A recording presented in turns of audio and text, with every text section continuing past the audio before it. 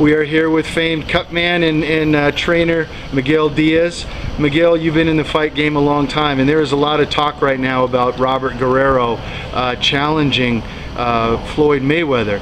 Now, in the news lately, we've heard that Mayweather has come out and said that there is no way that he's going to fight Guerrero, but other boxing insiders and peoples with all the money are saying both Pacquiao and Mayweather should have a tune-up fight.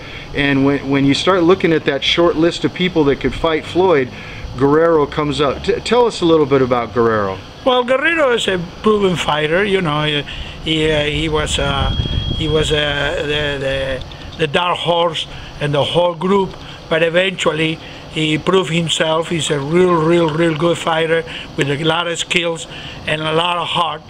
It's a little bit small for Mayweather because he comes from the lightweight division. So Mayweather has been like a junior middleweight and welterweight longer than Guerrero. As a matter of fact, I think Guerrero never have a fight over the 140-pound division. But it is a good, interesting fight between a great skillful fighter like Floyd Mayweather with a guy who the desire to beat him. Sometimes the desire to beat him makes a lot of difference in a fight. It's a fight that is very hard to predict. Oh, it's gonna be one side or the other side. There's no such a thing. The fight can be a very intriguing fight. Okay, thank you so much. We appreciate your time. You're welcome.